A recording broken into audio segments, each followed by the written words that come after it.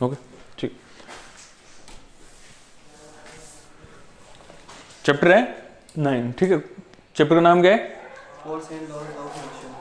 Force and laws of motion, ठीक है। अब अपन बात करते हैं कि व्हाट इज फोर्स, ठीक है। सबसे पहले किसकी बात करते हैं? व्हाट इज फोर्स, है ना। नॉर्मली जैसे मान लो कि अपन थोड़ा पहले बस देख लेते हैं, बुक का भी देख लेंगे और वैसे भी देख लेंगे कि पहले अपन बात करते हैं कि व्हाट इज फोर्स। फोर्स क्या होता है? कोई एग्जांपल बताओ जिसके बारे में तुम सोच सकते हो कि ये फोर्स होता है। अच्छा मैं ठीक है, इसको है ना मैथमेटिकल रिप्रेजेंटेशन कैसे करते हैं? F=ma, ऐसे करते हैं, है ना।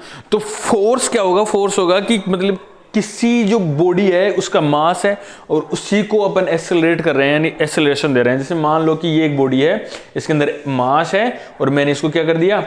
एक्सेलरेट कर दिया, यानी धक्का दे दिया इसके अपन किसी भी बाइक चीज से, तो ये क्या करने लग जाएगी? मोशन करने लग जाएगी। किससे? एक्सेलरेशन से, ठीक है। तो इसी को अपन फोर्स बोलते हैं। ये तो आ गया किसकी डेफिनेशन? मैथमेटिकल रिप्रेजेंटेशन की डेफिनेशन। अब एक बात बताओ कि मतलब कैसे समझेंगे कि मतलब फोर्स क्या है? डेफिनेशन क्या होगी फोर्स की? डेफिनेशन बना सकते हो?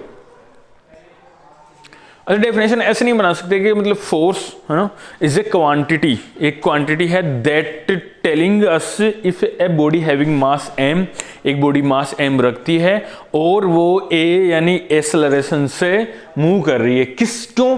क्योंकि उस पर कुछ एक्सटर्नल फोर्स काम कर रहे होंगे। तो फोर्स क्या होगा? फोर्स एक ऐसी फोर्स की डेफिनेशन ऐसी बनेगी ना कि बॉडी जिसके अंदर मास है वो यदि एक्सेलरेशन कर रही है फिर जा रही है एक जगह से दूसरी जगह, किसके कारण?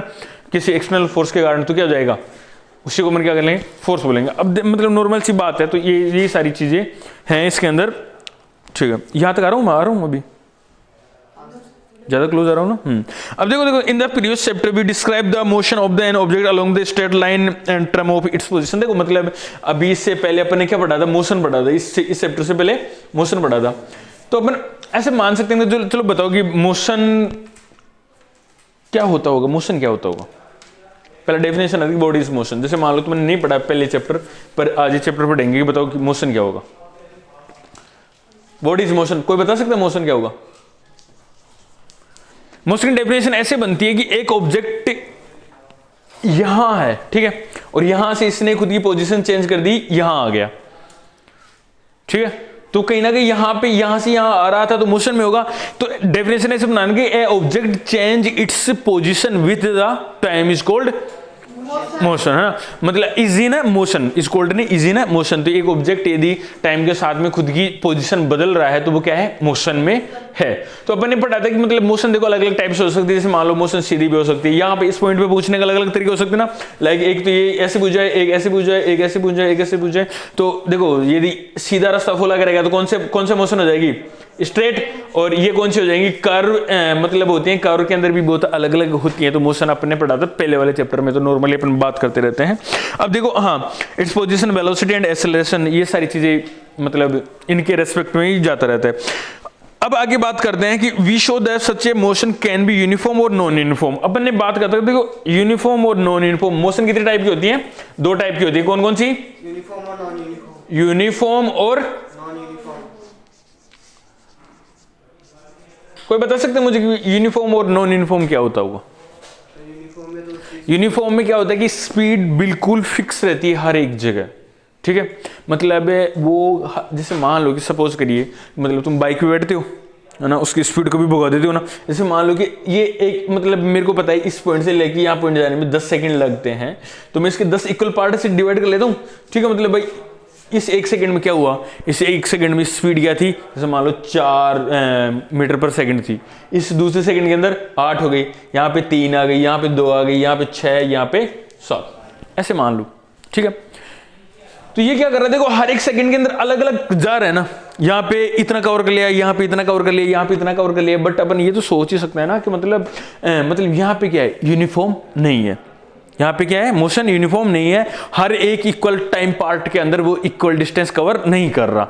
तो अब बताओ यूनिफॉर्म क्या होगी? यूनिफॉर्म ऐसे हो जाएगी जैसे मान लो कि सभी पार्ट्स के अंदर इक्वल डिस्टेंस कवर करे, तब क्या हो जाएगी? तो यूनिफॉर्म मोशन कौन सी होती है? Uniform motion is the motion when the object travel with the constant speed, like बोल सकते हैं ना, मतलब एक इक्वल डिस्टेंस ही कवर करे तो इसको बोल सकते हैं। यूनिफॉर्म नॉन यूनिफॉर्म दोनों चीजें हो गई ना, नॉर्मल सी बात है। We have not yet discovered the what caused the motion। अभी अपने ये नहीं जाना कि मतलब उसके मोशन के कारण क्या होते हैं। बहुत सारे कारण होते हैं ना मोशन के क्या क्या कारण हो सकते हैं, सर्च करके लाना कि what is the cause of, what is the speed of an object change with the time. अपन मतलब ऐसे सोच सकते हैं कि मतलब इक्वेशन है कि मतलब स्पीड टाइम के साथ में कैसे चेंज होती है। ये दोनों क्वेश्चन है ना कि मतलब मोशन कैसे होती है और टाइम के साथ में स्पीड चेंज कैसे होती है। लाइक तुम देखो मोशन क्यों आएगी अपने को पता है ना। जैसे मान लो कि एक चीज है, ऑब्जेक्ट यहां से लेके यहां चला गया, क्या क्या रीजन हो सकते हैं? बहुत सारे रीजन हो सकते हैं ना। लाइक जैसे मान लो वो ऑब्जेक्ट किसी बाइक पे था, यहां से यहां पहुंच गया, ये तो मतलब अपन सोच सकते हैं। लाइक जैसे मान लो कि सनलाइट है, यहां से यहां आ रही है, स्ट्रेट लाइन फॉलो करेगी, क्यों आएगी? हाई एनर्जी से लो एनर्जी की तरफ। तो मोशन के बहुत सारे कारण तुम सोच सकते हो, लाइक है ना, मतलब अब अर्थ है, यहां से मोशन करके ऐसे चली जाती है, तो अर्थ के तो बहुत सारे कारण हो सकते हैं, इनका कोई मतलब वो ऐसा तो है नहीं। अब देखो आगे, हाँ, do all the motion require cause, क्या सभी मोशन को एक कारण की जरूरत होती है? So if what is the nature of the this cause in this chapter we shall make an attempt to quench all the queries, है ना, मतलब अपन सभी चीजों के बारे में जानने की कोशिश करेंगे इस चैप्टर के अंदर। For many century the problem of the motion and its cause has puzzled scientist and philosopher. A ball is ground when, हाँ देखो सुनो, ये क्या बोलना चाह रहा है? ये बोलना चाह रहा है कि मतलब बहुत दिनों से या फिर पिछले कुछ सालों से ये जो मोशन के क्वेश्चन होते हैं, मोशन के बारे में बताया जाता है, ये क्या है, हमेशा ही दिक्कत करता है, चाहे वो साइंटिस्ट हो चाहे कोई भी हो, तो मतलब लिखने वाले हो, राइटर्स, उनके लिए सबकी दिक्कत करता है। तो अब एक एग्जाम्पल देखना है, a ball on the ground when give a small hit does not move forever such state and object is such observation suggests that rest is the natural state of an object. This remind the belief until Galileo as Isaac Newton developed the entire different approach to understand motion। देखो सुनो, मतलब ये कह रहा है कि मतलब समझते हैं मोशन को, मोशन एक्चुअल होता कैसे होगा। देखो एग्जाम्पल देते हैं, एग्जाम्पल इन्होंने बुक ने एक एग्जाम्पल दिया है, जैसे मान लो कि एक क्या है, बॉल है, ठीक है ना, बॉल है, ये क्या है, मैंने इसको हिट किया बैट वगैरह से, किससे मारा, ये क्या परमानेंट मोशन के अंदर हो जाएगी? क्या नहीं होगी ना। तो इसमें देखो रीजन क्या वर्क कर रहे हैं। ऐसे सपोज करो कि मतलब देखो इसमें बहुत सारे फैक्टर काम करते हैं जो तुम्हारे काम की नहीं है, वो भी बता देता हूं मैं। लाइक जैसे मान लो कि ये बॉल है, मैंने इसको यहां से हिट किया, हिट करने के बाद में जैसे मान लो कि 1 सेकंड के अंदर ये यहां चली गई है ना, 1 सेकंड के अंदर, यदि 1 सेकंड के अंदर यहां चली गई, दूसरे सेकंड के अंदर ये कम डिस्टेंस कवर कर दिया, तीसरे के अंदर फिर कम कर दिया, चौथे के अंदर और भी कम कर दिया, पांचवें के अंदर और भी कम कर दिया, छठे के अंदर कम, फिर कम, फिर कम, फिर कम करती है, यहां पे खत्म हो जाती है। तो एक बात बताओ, हर एक सेकंड के साथ कुछ एक्सटर्नल फोर्स काम कर रहा है ना, जो इसको रोकने के लिए काम कर रहा है ना। बहुत सारे फोर्स होते हैं जो किसी ऑब्जेक्ट को रोकने के लिए काम करते हैं, उसको मोशन पे ना बने रहने के लिए काम करते हैं। लाइक पहला जैसे फोर्स है कौन सा, फ्रिक्शन, एक तो क्या है, फ्रिक्शन है, और कौन कौन से हैं, लाइक जैसे विंड कोलिजन होगा इस बॉडीज के ऊपर, तो ये मोशन है ना, डिपेंड करती है। मतलब फिर भी जैसे बहुत सारे ऑब्जेक्ट होते हैं, जैसे अर्थ है, अर्थ हमेशा किसी मोशन के अंदर रहती है, उसको कौन फोर्स दे रहा है। तो ये क्या थिंकेबल चीजें थी, यही तो मतलब साइंटिस्ट के दिमाग को क्या खाई जा रही थी, मतलब अलग अलग तरीके से। अब देखो, हाँ, in our everyday life we observe that some effort is required to put a stationary object into motion और स्टॉप हिम। देखो मतलब यदि कोई ऑब्जेक्ट मोशन के अंदर है या फिर कोई ऑब्जेक्ट रेस्ट के अंदर है, तो अपने को कुछ ना कुछ काम करना पड़ेगा, यदि उसको रोकना होगा तो, या फिर उसको मोशन में रखना होगा तो। दोनों पे डिपेंड करता है। जैसे मान लो कि मतलब एक चीज है, लाइक ये फैन है, फैन तो नहीं, जैसे मान लो कि एक कुछ चीज ऑब्जेक्ट है, ऐसे मोशन कर रही है, यदि मेरे को इसको रोकना है तो मैं क्या करूंगा, इसके आगे हाथ लगाऊंगा, ठीक है। फिर ये एक जगह रेस्ट है, मेरे को इसको मोशन में देना होगा तो मैं क्या करूंगा, इसको ऐसे करूंगा तो ये क्या हो जाएगा, वापस मोशन में आ जाएगा। तो मतलब यदि अपने को ऑब्जेक्ट में किसी रेस्ट, मतलब ऑब्जेक्ट कोई रेस्ट में है या फिर मोशन में है, तो अपन इसको बदलने के लिए अपने को एक्सटर्नल फोर्स की जरूरत ही पड़ती है। अब देखिए आगे, हाँ, we and say that we must push और हिट और पुल और on object to change is state of motion. तो बोल सकते हैं यदि किसी ऑब्जेक्ट को यदि स्टेट ऑफ मोशन को यदि चेंज करना है तो अपने क्या करना पड़ेगा, या तो उसको मतलब हिट करना पड़ेगा या फिर उसको रोकना पड़ेगा, या फिर मतलब जैसे मान लो जैसे कोई चीज रुकी है तो अपनी हिट कर देंगे तो मोशन में आ जाएगी, और कोई चीज ऑलरेडी मोशन में तो उसको क्या कर देंगे, रोक देंगे तो मतलब चेंज हो जाएगा। तो अपन बात करते हैं, देखो दो चीजें होती हैं, एक तो क्या होता है मोशन है, मोशन से पहले एक चीज और होती है उसको क्या बोलते हैं, रेस्ट फेज। रेस्ट एक होता है मोशन।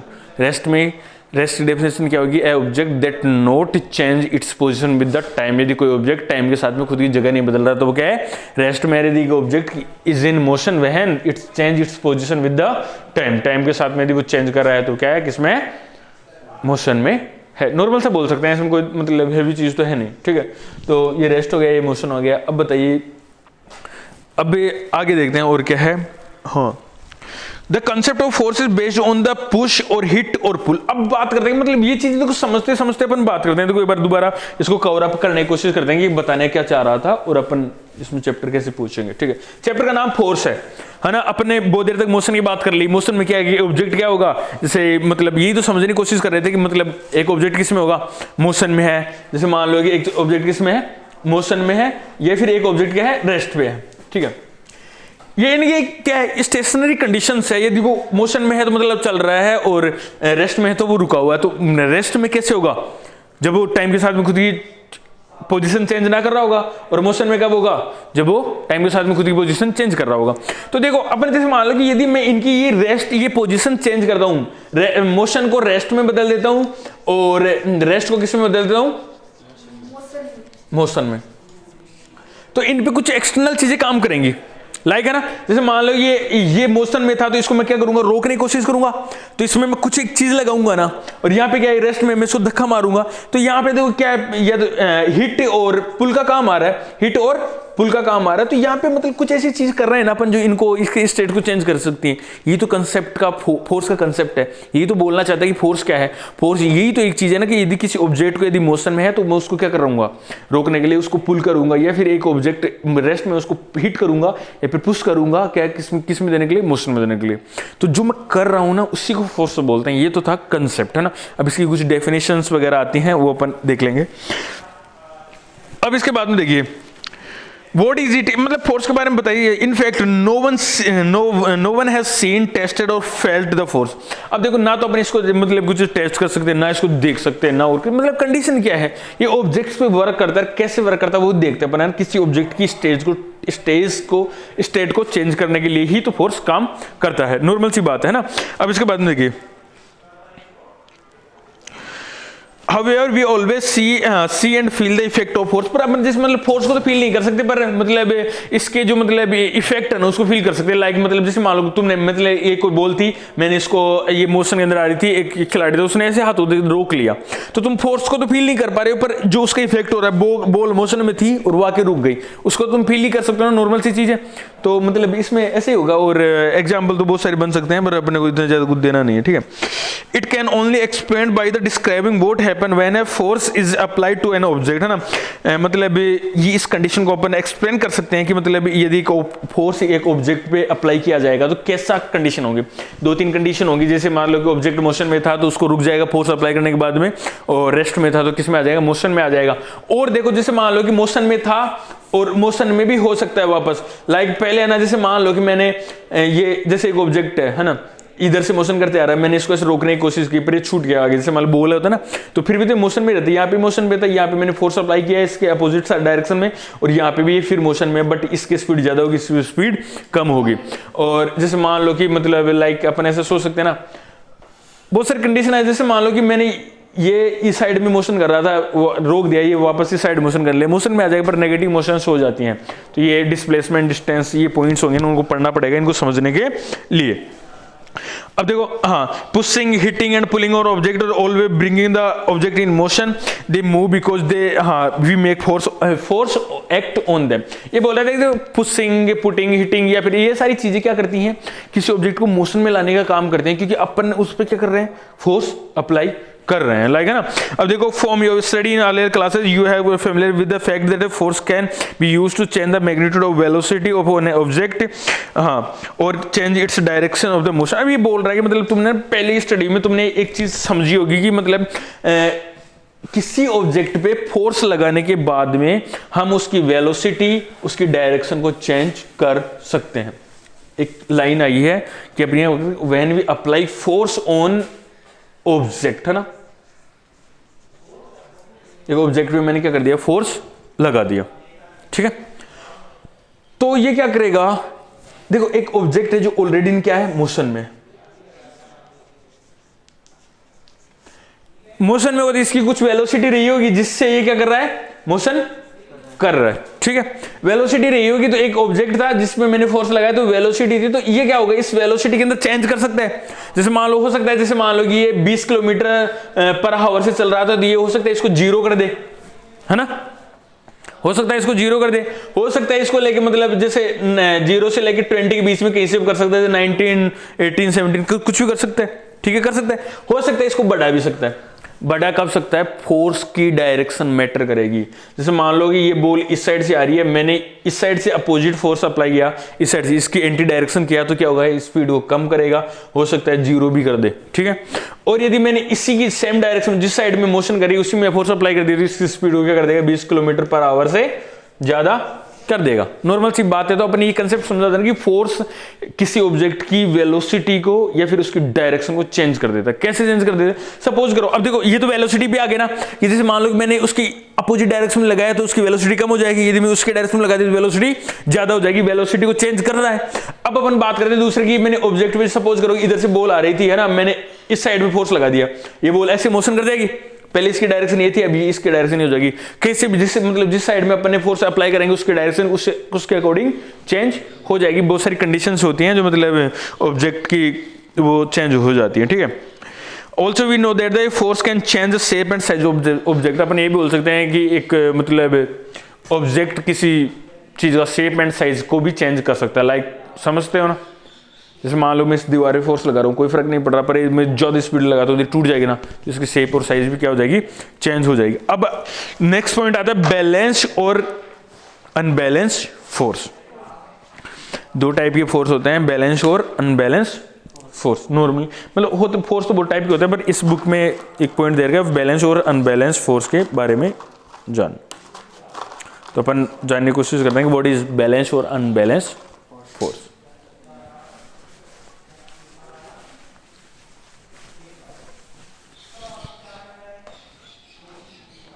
जैसे मान लो फोर्स तो अपन चल ही रहा था ना, अपना फोर्स दो टाइप के आ रहे हैं, बैलेंस और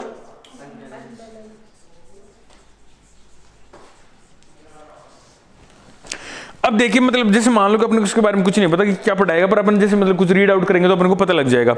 देखो हाँ, एक देखो हाँ, एक ये जो 9.3 का डायग्राम दिख रहा है, इसमें so a wooden block on है horizontal table, two string x and y are tied to the two opposite face of the block as shown. अब देखो मतलब ये एक ब्लॉक रखा हुआ है, उसके ऊपर दोनों के दो स्ट्रिंग लगाए हुए हैं, एक साइड इधर और एक साइड इधर, है ना। अब देखो इसके बाद में देखो if we apply a force on pulling on the string x, है ना, एक जो मतलब यदि हम x की तरफ से उसको खींचेंगे, ठीक है, या फिर उस स्ट्रिंग के ऊपर फोर्स लगाएंगे तो क्या होगा बताओ, हैं? मतलब इस साइड में आएगी ना, खींचेगी, ऑब्वियसली बात है। जैसे मान लो देखो समझने की कोशिश करना, एक बार रीडिंग का पोर्शन है, थोड़ा वो देख लेंगे फिर मैं समझा दूंगा इस पॉइंट क्या बोलना चाहते हैं। The block began move to the right and similarly if we Y की तरफ खींचेंगे तो वाई की तरफ जाएगी, but if we block is applied both the sides with equal force then block will not move. Such force is called balance force and do not balance force और and do not change the state of rest of और in a motion of an object. मेरी बात सुनो, देखो balance force समझने की कोशिश करते हैं इसके इसी के एग्जांपल से, वैसे बहुत सारे एग्जांपल है। लाइक मान लो एक ये बोल रहा है कि टेबल के ऊपर क्या रखा हुआ है, एक ब्लॉक रखा हुआ है ना, और ठीक है, इसने क्या कर दिया, एक जैसे मान लो कि स्ट्रिंग लगा दी। स्ट्रिंग जानते हो क्या होती है, स्प्रिंग टाइप की आती है ना वो खींचने वाली, एक इस साइड में लगा दी, जैसे मान लो कुछ धागा मान लो, ठीक है, नॉर्मली मैं यदि जैसे मान लो ये एक्स है और ये एक वाई है, ठीक है, मैं इसको इस साइड से खींचूंगा तो ये बुक या फिर जो भी चीज है ब्लॉक है ये इस साइड में आएगा, और एक ही इस साइड में, यदि इस साइड में खींचूंगा तो इस साइड में आएगा।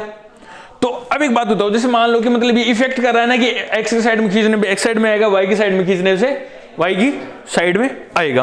पर एक बात बताओ, यदि एक ऐसी कंडीशन है कि मैं इनको दोनों को ही सेम फोर्स से एक दूसरे खींचूं तो ये क्या अपनी जगह से हिलेगा क्या? ये नहीं हिलेगा ना।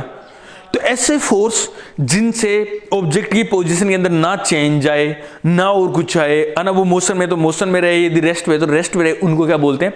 बैलेंसिंग फोर्स बोलते हैं। और बैलेंसिंग फोर्स हमेशा मतलब इक्वली लगते हैं, ठीक है, लाइक है ना। अपन सोचते हैं बैलेंस फोर्स क्या होंगे? Balance force is the force है ना that are responsible for the मतलब किसके लिए रेस्पॉन्सिबल होंगे? स्टेट ऑफ द ऑब्जेक्ट, उसकी स्टेट के लिए रेस्पॉन्सिबल होंगे। वो यदि रेस्ट में तो रेस्ट में बना रखेंगे, यदि वो मोशन में है तो मोशन में बना रहेगा। उसको उस फोर्स से उस ऑब्जेक्ट की मतलब स्टेट पे फर्क नहीं पड़ेगा। अब अपने को पता है अनबैलेंस फोर्स कौन से होते हैं, लाइक है ना। जैसे मान लो कि यदि मैंने एक साइड में ज्यादा लगा दिया, एक साइड में कम लगा दिया, तो ऑब्जेक्ट क्या करेगा? मूव आउट करने की कोशिश करेगा। इसी को तो अनबैलेंस फोर्स करते हैं। और इसमें और कुछ देर का वो देखते हैं अपन, है ना। और ये देखो ऐसी बात है। Now let's consider a situation in which two opposite force are different magnitude pull the block. अब देखो ऐसी कंडीशन मान लीजिए कि दोनों ये मतलब फोर्स अलग अलग मैग्नीट्यूड के, एक ज्यादा एक कम है, तो ऑब्जेक्ट क्या जैसे बीच में है वैसे बना रहेगा? नहीं बना रहेगा ना, एक दूसरे मतलब मोशन करने की कोशिश करेगा, आगे पीछे हो जाएगा ना। तो अब देखिए, हाँ, thus the two forces are not balanced or unbalanced force act in the direction of the block move. This suggests the unbalanced force acting on an object bring its motion. देखो मेरी बात सुनना, ये दी जैसे मान लो कि मतलब मैंने जो ये इस ब्लॉक पे इधर x लगा रखा था, इधर y लगा रखा है, नॉर्मल सी बात है ना। तो यदि इन दोनों का मैग्नीट्यूड मैंने चेंज कर दिया, एक का ज्यादा है, जैसे x का तो ज्यादा है और y का क्या है? कम है, तो ये क्या ऑब्जेक्ट मोशन में आ जाएगा। और यही तो अपने को पता है ना कि यदि ऑब्जेक्ट के ऊपर फोर्स अप्लाई किया जाता है तो वो किस में आ जाता है? मोशन में आ जाता है। मतलब क्वेश्चंस आते हैं भाई ये ऑब्जेक्ट इन मोशन क्यों गाएगा? क्योंकि वह in initial time it's feel है, क्या फील करा होगा इसने? फोर्स फील करा होगा, ऑब्वियसली बात है ना। अब इसके बाद में what happened when the some children try to push a block on a rough floor, if the for bog small force the object do not move and because the friction acting on a direction opposite to push. मेरी बात सुनना, ये एक चीज अच्छी चीज समझाने की कोशिश कर रहा है कि जैसे मान लो कि एक बॉक्स है ना, एक बॉक्स है, इस बॉक्स को बच्चे ऐसे दिखाने की कोशिश कर रहे हैं, यदि उस पर फोर्स कम लगाया जाएगा तो ये नहीं हिलेगा। क्यों नहीं हिलेगा? क्योंकि यहाँ पे एक चीज काम करती है, ये जो ग्राउंड है ना, ये ग्राउंड एक फोर्स काम करता है यहाँ पे, इसको बोलते हैं फ्रिक्शन फोर्स। ये क्या करता है? हमेशा जिस डायरेक्शन में फोर्स लगा हो ना, उसकी अपोजिट डायरेक्शन में ही फ्रिक्शन लगता है। इसको क्या करता है? रोकने की कोशिश करता है। अब एक बात होता है, यदि मुझे इस ऑब्जेक्ट को मूव कराना होगा तो मैं क्या करूंगा? इसका जो फ्रिक्शन है उससे मतलब इस फ्रिक्शन से तेज फोर्स लगाऊंगा, अप्लाई करूंगा। मतलब जैसे मान लो कि कुछ क्वांटिटी यहाँ पे एक मतलब ये जो सॉरी ग्राउंड है ना, ग्राउंड है, यहाँ पे फ्रिक्शन फोर्स अप्लाई करेगा। इस फ्रिक्शन से ज्यादा यदि फोर्स होगा जो मैं अप्लाई कर रहा हूँ, यदि फ्रिक्शन से ज्यादा फोर्स होगा तो ये क्या कर जाएगी? मूव कर जाएगी। यदि कम होगा तो नहीं करेगी। तो फ्रिक्शन की डेफिनेशन क्या आएगी? It is a force that applied to the ground to the object, है ना। ये एक मतलब ग्राउंड का ही फोर्स है जो ऑब्जेक्ट पे अप्लाई करता है। इससे क्या फर्क पड़ता है? इससे फर्क क्या पड़ेगा? अपने को पता है क्या फर्क पड़ेगा? ऑब्जेक्ट को रेस्ट में रखने की कोशिश करेगा, या फिर जिस साइड से फोर्स अप्लाई हो रहा है उसको क्या करेगा? रोकने की कोशिश करेगा। अब देखिए, this friction force arise between two surface in a contact, है ना। ये मतलब जो कॉन्टेक्ट का फोर्स है उन्हीं पे अप्लाई हो, मतलब जहां पे कॉन्टेक्ट हो रहा है, मान लीजिए सरफेस का और इनका दोनों का कॉन्टेक्ट होगा तो ये क्या है? ये टाइप का कॉन्टेक्ट फोर्स। फोर्स बहुत टाइप के हो सकते हैं ना, फोर्स बहुत टाइप के हो सकते हैं, कॉन्टेक्ट फोर्स हो सकता है। एक बात होता है, यदि मेरे को किसी चीज से ये चीज है इसको हिलानी है तो इस पर फोर्स लगाऊंगा, फोर्स लगाने के लिए मुझे इसका हाथ लगाना पड़ेगा, हाथ लगाना पड़ेगा तो क्या होगा? इसमें कॉन्टेक्ट फोर्स ले रहा हूं ना, कॉन्टेक्ट टच करके तो फोर्स आ रहा है। अब दूसरी बात, दूसरी कंडीशन देखिए कि मतलब ऐसा कुछ फोर्स हो सकता है कि मैं इसको बिना टच करे हिला दूं, हो सकता है क्या? होता है, लाइक मैग्नेटिक फोर्स, है ना। मैग्नेट लोहे को बिना टच करे तो हिला देती है ना, हिला देती है ना उसके पास ले जाने पे। तो मतलब बहुत टाइप के फोर्स होते हैं, न्यूक्लियर फोर्स, ग्रेविटेशन फोर्स, ये क्या नाम है, सॉरी, अट्रैक्टिव इलेक्ट्रोस्टैटिक फोर्स, बहुत टाइप के फोर्स होते हैं, ठीक है। अब देखिए, हाँ, in case between the bottom of the box and floor rough surface, यदि ये दोनों का सरफेस रफ होगा, it's balance the pushing the force and therefore the box does not, क्या होगा देखो, मतलब दोनों का रफ सरफेस होगा तो ये हिलेगा नहीं, क्योंकि दोनों एक दूसरे का फोर्स जो फ्रिक्शन फोर्स होगा वो हाई हो जाएगा, और बहुत सारे रीजन है।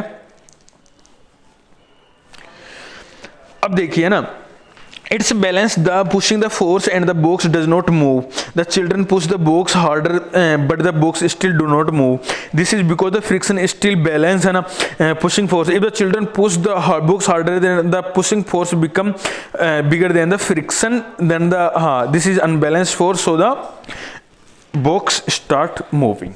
अब देखो कंडीशन आती है, ये क्या समझाना चाह रहा है वो मैं बता दूं।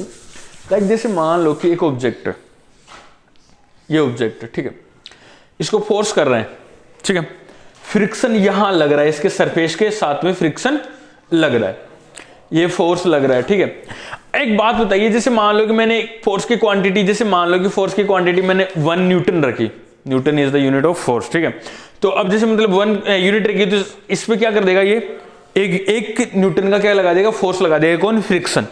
तो क्या होगा, ऑब्जेक्ट बैलेंस हो जाएगा, नहीं हिलेगा, 2 लगा देगा, 3 लगा देगा, 4 लगा देगा, पर ये यदि फोर्स इस फ्रिक्शन के बराबर रहेगा तब तक तो दिक्कत नहीं है। यदि ये फ्रिक्शन, ये फोर्स है ना, इस फ्रिक्शन से ज्यादा हो जाएगा तब ये क्या करेगा, इम्बैलेंस हो जाएगा, बैलेंस नहीं होगा, ऑब्जेक्ट क्या हो जाएगा, इन्हें मोशन आ जाएगा। नॉर्मल सी बात है कि मतलब एक ऑब्जेक्ट कब तक मोशन में रह सकता है, जब तक उसका फोर्स उसको फ्रिक्शन के बराबर हो। फ्रिक्शन जितना लगा, फ्रिक्शन ज्यादा लगा दूंगा तो क्या हो जाएगा, मोशन में आ जाएगा, ऑब्वियसली बात है ना। अरे यार, जैसे मान लो कि ये ऑब्जेक्ट है, ठीक है, यहाँ पे ऐसे से भी फोर्स कर रहा हूँ, ठीक है, तो ये इन दोनों सरफेस के बीच में क्या रहेगा, फ्रिक्शन लगेगा। मैं इसमें इतना ही फोर्स दे रहा हूँ कि फ्रिक्शन के बराबर है। यदि इससे फ्रिक्शन से कम दूंगा तब तक तो क्या करेगा, बैलेंस करता रहेगा इसको फ्रिक्शन।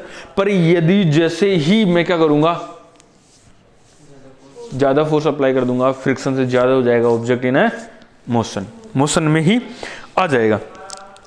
अब देखो what happen when we ride a bicycle, क्या होता होगा जब अपन एक साइकिल को चलाते हैं। When we stop pedalling the bicycle begin slow down and this is the again because of the friction force acting on opposite direction of the motion. मेरी बात सुनिए, जैसे मतलब सपोज करिए मैं साइकिल चला रहा हूँ तो क्या करूंगा, मैं पेडल डालूंगा तो क्या होगा, मैं उसके ऊपर फोर्स लगा रहा हूँ। अब मैं जैसे ही फोर्स लगाना बंद कर दूंगा, पेडल लगाना बंद कर दूंगा तो क्या होगा, फ्रिक्शन अपोजिट डायरेक्शन में काम करना चालू कर देगा।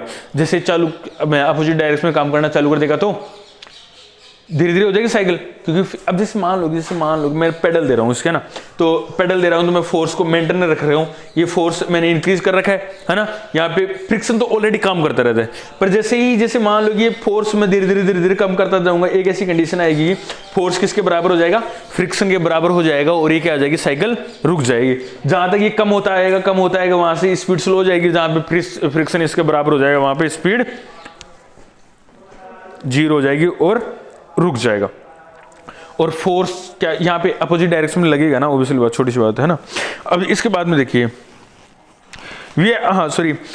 This is because the friction acting on opposite direction हो जाएगा in order to keep the cycle moving. यदि अपने को साइकिल को मूव रखना है तो भी क्या करूंगा, मैं स्टार्ट करूंगा पेडल अगेन, मैं दोबारा फोर्स लगाना चालू कर दूंगा और फोर्स फिर फ्रिक्शन से ज्यादा हो जाएगा, फिर साइकिल को किसमें कर देगा, मोशन के अंदर कर देगा। It thus the appear that object is maintain its motion under the continuous application of unbalance force. अब देखो मेरी यदि कि ये एक ऑब्जेक्ट को यदि मोशन में रखना है तो क्या करेगा, अपने को अनबैलेंस फोर्स का एप्लीकेशन लगाना ही पड़ेगा। यदि उसको फ्रिक्शन उसको क्या कर देगा, बैलेंस कर देगा तो ऑब्जेक्ट रुक जाएगा। तो यदि मेरे को किसी ऑब्जेक्ट को मोशन में रखना है तो मैं क्या करूंगा, उस पर अनबैलेंस फोर्स लगाता रहूंगा। वो बस छोटी सी बात है ना, यही तो बात समझाने की कोशिश कर रहा है। अब देखा, an object move with uniform velocity when the force acting on the object are the balance and there is not net external force on it. If an balance force is applied on the object change either its speed और its direction. यदि मतलब balance force रहेगा तो uniform speed रहेगी। यदि एक object को मैं अनबैलेंस फोर्स कर रहा हूं तो वो क्या करेगा, change in the velocity, change in the speed वगैरह शो कर देगा।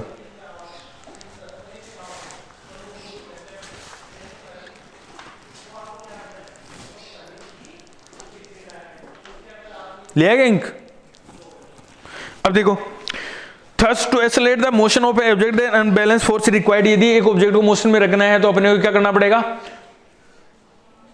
अनबैलेंस फोर्स अप्लाई करना पड़ेगा यार, मोशन में रखना है तो अनबैलेंस फोर्स अप्लाई करना पड़ेगा। And the change in its speed and would continue as long as the unbalance force apply. यदि इसकी स्पीड के अंदर चेंज होता रहेगा जब तक है ना अनबैलेंस फोर्स अप्लाई करता रहेगा। If there is a force is remove completely, जब फोर्स को बिल्कुल हटा लिया जाएगा, then object would continue to move with the velocity it has been acquired till then. तो धीरे धीरे धीरे धीरे क्या हो जाएगा, रुक जाएगा। और यही तुम्हारा इतना ही तो 9.1 तक ही चैप्टर था वो कंप्लीट।